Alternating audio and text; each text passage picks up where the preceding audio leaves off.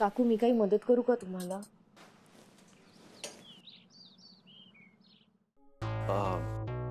कार्तिक, अरे सरांना काकूंना जरा आपलं घर दाखव, पहिल्यांदा आलेत ते. मी? हो, एक काम कर, सत्तूला बरोबर घेऊन जा सत्तू तू ह्याच्यावर. कार्तिक या ना, तो दाखल कर. या दाखवतो.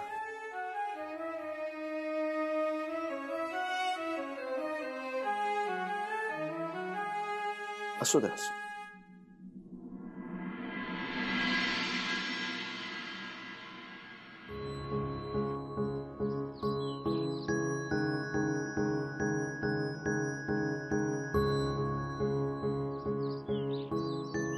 ए कार्तिक, काय चाललंय? हा सर तुझ्यासोबत घर बघायला आलेत ना? बागेत फिरल्यासारखं काय करतोयस? अरे सरांना घर दाखव, बोल त्यांच्याशी. अरे बोलतो त्यांच्याशी, आधी त्या दोघांना धक्क्यातनं तर बाहेर येऊ दे. धक्का? कसला धक्का? अरे सत्तू, त्यांचं घर कसं सुरू होता होता लगेच संपतं, खोराड्यासारखं आहे. आपलं घर बघ ना कसं मोठं आहे, अवाढव्य. त्यांना आश्चर्याचा धक्का बसला असेल ना, म्हणून त्या धक्क्यातनं बाहेर येऊ देत, माणसात येऊ देत, मग बोलतो त्यांच्याशी. सत्तू, सरांच्या मुलींनी नशीब काढलं यार, सानिकाने. छोट्याशा घरातनं डायरेक्ट मोठ्या घरात बघ ना. नाही चांगलं, घर मोठं आहे हे चांगली गोष्ट आहे. कसं आहे, घर नुसतं दगड विटांनी नाही उभं राहत किंवा मोठं होत, त्यात राहणाऱ्या माणसाने ते मोठं होतं. त्यामुळे आधी मोठे व्हायला शिका, मग घर आपोआप मोठं होईल, नाही का? खरं बोलात सर. सर या ना, या या.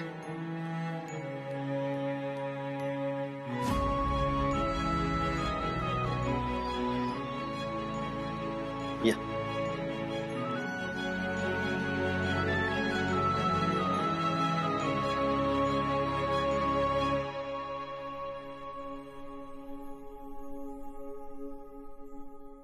यातल्या तुझ्या किती?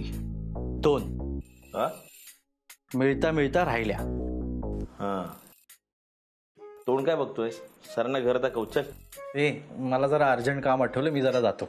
ए, कुठे चाललास? अरे बाबा, ते आलं लक्षात, दम. ते फिरून दम लागला असेल ना, म्हणून. घर तू दाखवलं तरी चालेल. या ना सर, या या.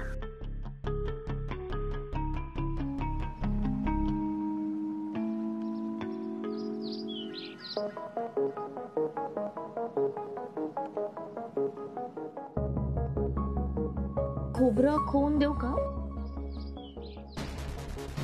म्हणजे तुमच्याकडे सुद्धा पद्धत आहे पोह्यांवर.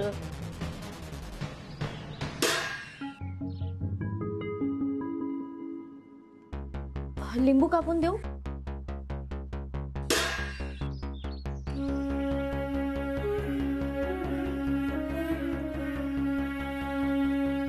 काकू, दीपिका, बघितलंस आत्ताही किती किती सहजतेने वावरतेस तू या घरात. आपलं मानलंयस या घराला तू. खरं तर तू या घरात सून म्हणून यावीस हीच इच्छा होती माझी, पण तुला आणि इंद्राला काही कळतच नाही. एक मिनिट, काही बोलू नकोस तू. चल, मला तुला काहीतरी दाखवायचंय. चल माझ्याबरोबर, इकडे ये. हे बघ, बघितलंस? हे तर काहीच नाही. मी सगळी तयारी सुद्धा केली, अजून दाखवते. आणि ते का माहितीये? तू आमच्या घरात सून म्हणून येणार ना म्हणून.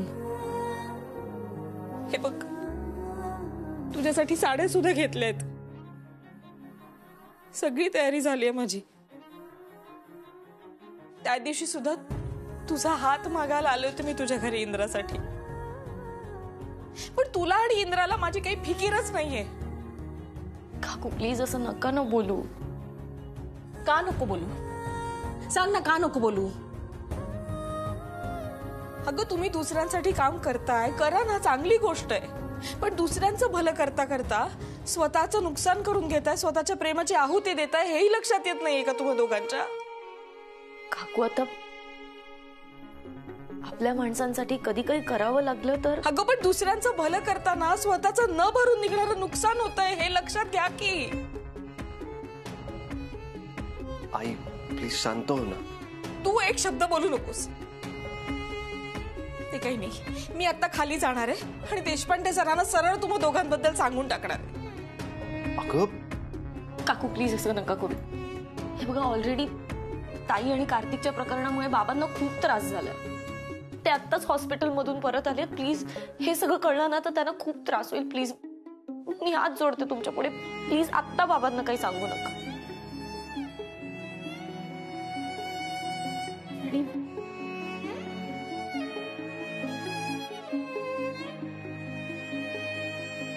आणि ह्या तुमच्या बांगड्या, मला माहितीये तुम्ही त्या तुमच्या सुनेसाठी आणल्या होत्या आणि तुमची खूप इच्छा होती की मी त्या बांगड्या घालाव्या, पण ते खरंच शक्य नाही.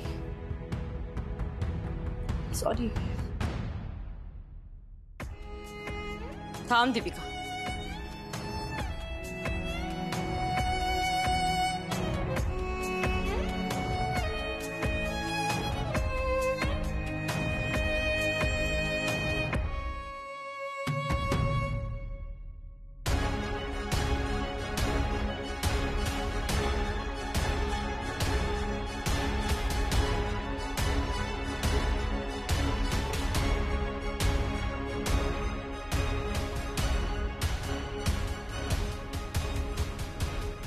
बघ किती सुंदर दिसतंय. जयश्री ताई,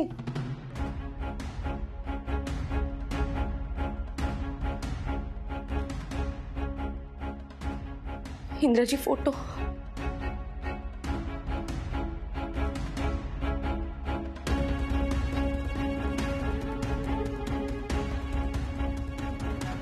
दीपू, अगं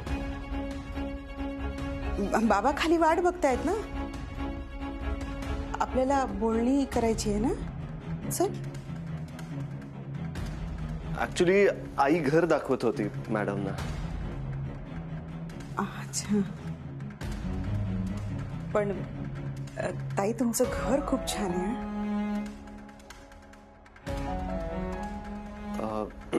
सत्तू सर कुठे? ते खालीच थांबलेत.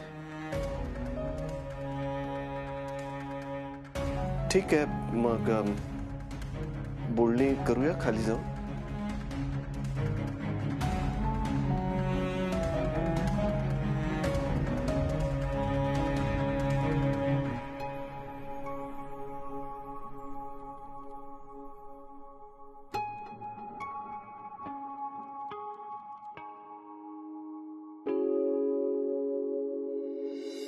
सर, मग आता कसं करायचं? म्हणजे सानिकाची पाठवणी आता तुम्ही कधी करणार?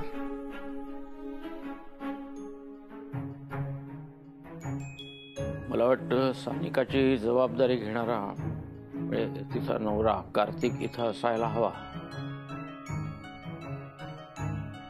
कारण कसं आहे, प्रश्न सानिका आणि कार्तिक या दोघांच्याही आयुष्यात आहे. कार्तिक, कार्तिक,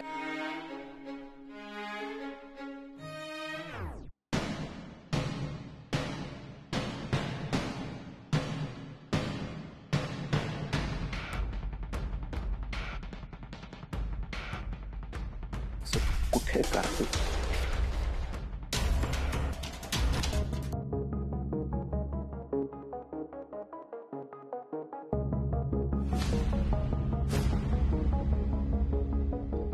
वा, शास्त्री बुवांच्या पाया पडतोय, चांगली गोष्ट आहे.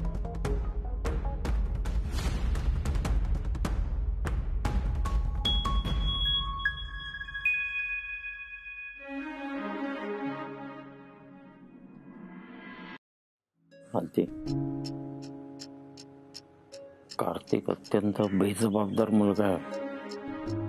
सिगरेट ओढून आलाय.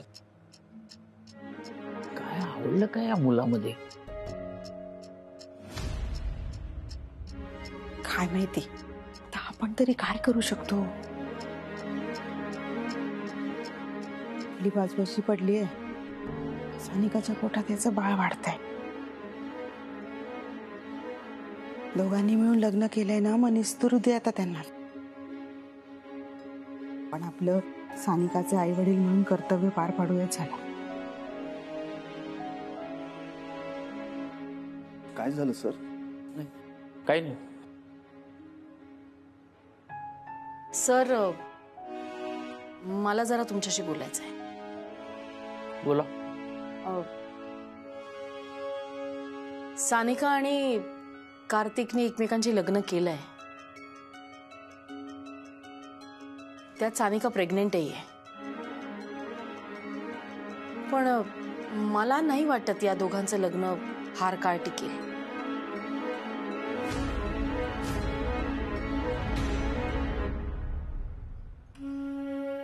हा, म्हणजे यांनी जे काही केलंय त्यातनं मार्ग तर आपल्याला काढायला हवा.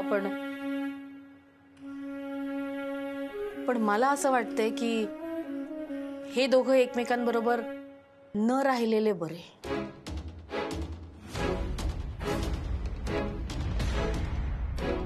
आई अगं, काय बोलतीयस? हे बघ, मला जे वाटतंय ते मी स्पष्ट बोलतेय. मला या दोघांचं लग्न मंजूर नाहीये.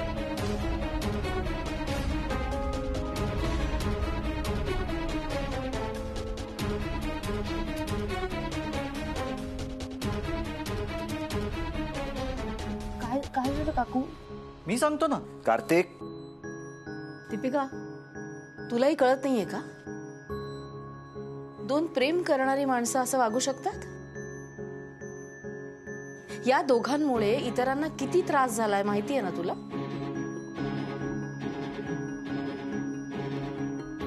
आणि म्हणूनच मी हे सांगतेय की म्हणून मी हात जोडून तुम्हाला विनंती करते.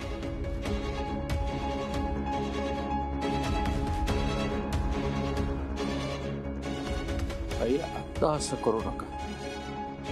मी हवं तर हात जोडून विनंती करतो तुम्हाला. काय केलं ना, आपली मुलं सुखी होतील हा विचार करूनच हे लग्न स्वीकारण्याचा निर्णय आपण घेतलेला आहे. काय मला कल्पना आहे, एक आई म्हणून ही गोष्ट तुमच्यासाठी सोपी नाही.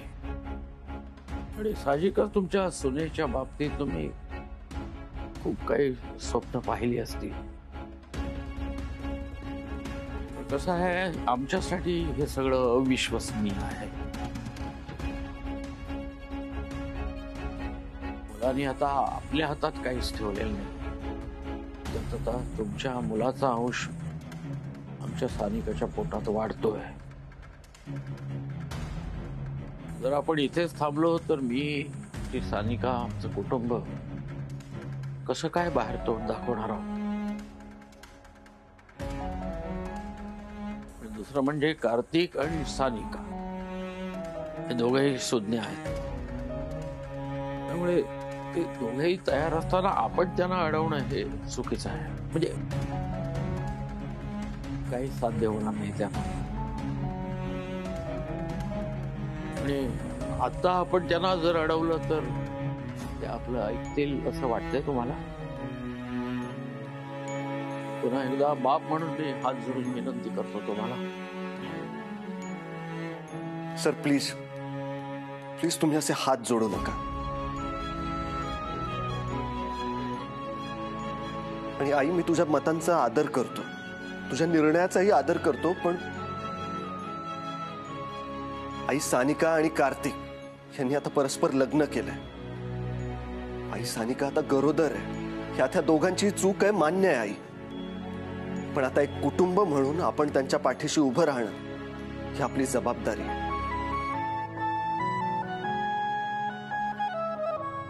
निदान एक संधी तरी द्यायला हवी ना आपण त्यांना. आई प्लीज प्लीज नाही म्हणू नकोस. अरे पण आई तू माझ्यावर विश्वास ठेव, सगळं व्यवस्थित होईल.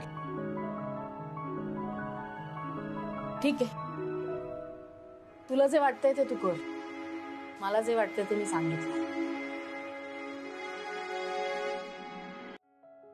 आई प्लीज, आई माझं म्हणणं ऐकून घे. आई आई कार्तिक आणि सानिका आता आपल्या कुटुंबाचा भाग आहे. आई त्या दोघांनी त्यांचं सुख शोधलंय. आपण आता त्यांना अडवूया नको प्लीज. आणि आई तू काळजी करू नकोस, सगळं व्यवस्थित होईल. मी स्वतः त्याची जबाबदारी घेतो. आणि सर, हा इंद्रजित साळगावकर तुम्हाला वचन देतो, सानिकाला ह्या घरात कुठलाच त्रास होणार नाही. तिला कधीच कुठल्याच गोष्टीची इथे कमी भासणार नाही. साळगावकर तू आहेस म्हणूनच माझी अर्धी काळजी मिटली बघ. तू जर कार्तिकचा मोठा भाऊ नसतास ना तर कदाचित मी हा विचार केलाच नसता. Thank you sir. सर, आणि तुम्ही कसलीच काळजी करू नका. मग आता परवा गुढीपाडवा आहे तर त्या शुभ मुहूर्तावर सानूची पाठवणी करतो आम्ही. हो, आणि आम्ही तिचं मस्त इथे स्वागत करू. ठीक आहे जयश्रीताई, येतो आम्ही.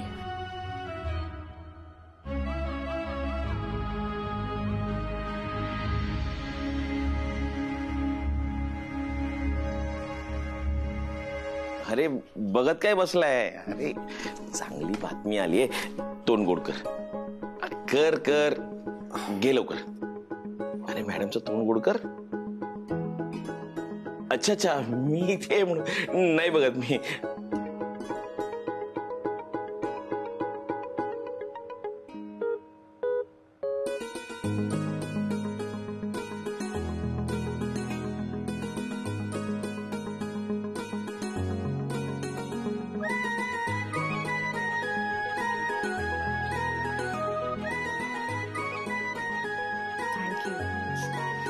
आज पुन्हा एकदा तुमच्यामुळे सगळं शक्य झालं.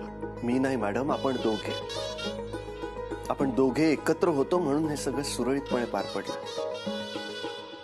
आणि मॅडम, आता आपली जबाबदारी अजून वाढली आहे. सानिकाची तुमच्या घरून पाठवणी करणं आणि तिचे आमच्या इथे गृहप्रवेश होणं, ह्या दोन्ही गोष्टी योग्य प्रकारे पार पडायला हव्या.